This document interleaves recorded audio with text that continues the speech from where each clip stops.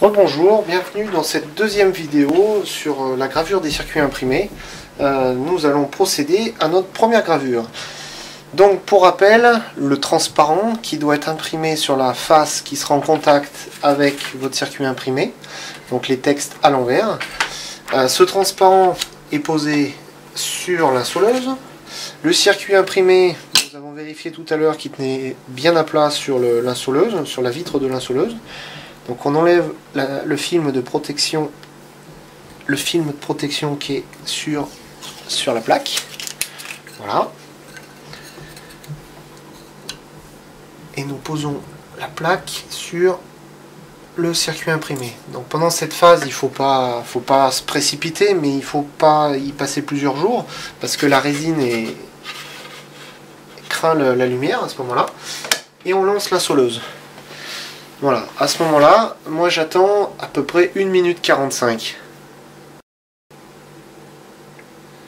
Voilà, le temps d'insolation n'est pas d'une précision redoutable. Sur les circuits un peu sensibles, il faudra s'entraîner sur des chutes pour trouver le temps très précis.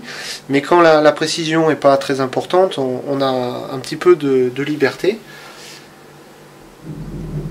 L'important, c'est que le circuit soit bien à plat sur le transparent, que le transparent ait été imprimé du bon côté, et puis d'exercer, donc là je le fais à la main, mais on peut mettre un poids dessus, exercer une certaine pression pour que le circuit reste toujours bien à plat sur le transparent. Voilà, là je sais plus trop où j'en suis, parce que j'ai pas pris ma montre, mais ça nous montre bien qu'il n'y a pas une précision extrême à avoir. Donc on enlève la mousse, on récupère notre transparent, et on devine très légèrement quelque chose qui a été gravé dessus. Donc on le pose tout de suite dans le révélateur qui va détruire la résine photosensible partout où la lumière a pu, où les ultraviolets ont pu attaquer la résine. Donc quand il fait froid comme ici, il faut un petit moment. Quand il fait très chaud, ou si on met le produit au bain-marie, ça peut être très rapide. C'est pas une opération extrêmement critique. Et il ne faut pas avoir peur de le laisser longtemps dans le révélateur, dans la mesure où l'action des UV a déjà été réalisée et qu'on n'a plus beaucoup de pouvoir sur le résultat à ce moment-là. Donc là j'y mets les doigts, si vous avez des gants c'est pas plus mal parce que ça attaque un peu les bouts de doigts. Je le passe dans l'eau pour le rincer, et là on voit à ce moment-là que le circuit est encore très coloré. Donc ça peut être que je ne l'ai pas laissé assez longtemps. Dans ce cas-là, c'est que mes circuits sont un petit peu vieux, et du coup la résine n'est pas de très bonne qualité et ne s'enlève pas toute seule. Donc je prends soit un chiffon, soit un sopalin comme ici, et je le passe dessus pour retirer toute la résine qui n'est pas suffisamment bien partie avec le révélateur. Voilà. Là, à ce moment-là, il ne faut pas hésiter à y aller fort, parce que ça tient très bien. Si ça ne tient pas, c'est a priori que votre plaque est très abîmée. Voilà. Donc à ce moment-là, on voit que tout est à peu près bien gravé. Donc à ce moment-là, le circuit, à cette étape-là, on peut le laisser en attente pendant de nombreuses minutes ou commencer directement la gravure. Donc on le plonge dans le perchlorure de fer et on met le tout au bain-marie dans une bassine avec de l'eau très chaude, voire bouillante.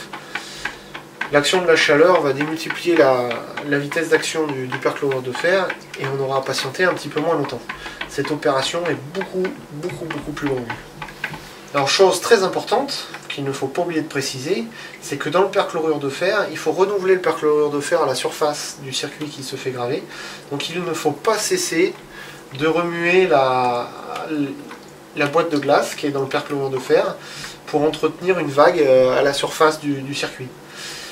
Si on peut se dispenser de cette agitation pour un circuit qui est très peu précis, mais dès que vous avez des pistes de 1 mm de large, voire beaucoup moins, il faut le faire, sinon on risque d'avoir des zones qui vont se graver beaucoup plus vite que d'autres et avoir un résultat catastrophique.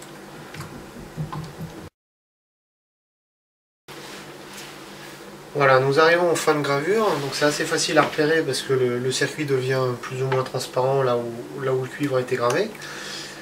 Faut pas hésiter à attendre un petit peu plus que le temps nécessaire pour être certain de ne pas avoir des micro-liaisons entre le circuit. Et ensuite, on attrape son circuit. Donc là pareil, si vous mettez des gants dans le perclos, c'est pas plus mal parce que ça tâche. On le passe dans l'eau. Et après on se retrouve avec un circuit parfaitement gravé. Pour enlever la résine photosensible là, sur les pistes, vous pouvez utiliser de l'acétone ou alors beaucoup moins dangereux de l'alcool à brûler, de l'alcool à 90 degrés. Et ensuite, une dernière étape peut être d'étamer le circuit pour ne pas le laisser couleur cuivre, mais le recouvrir d'une couche d'étain par exemple, pour éviter qu'il s'oxyde dans le futur. Et nous le verrons dans une autre vidéo.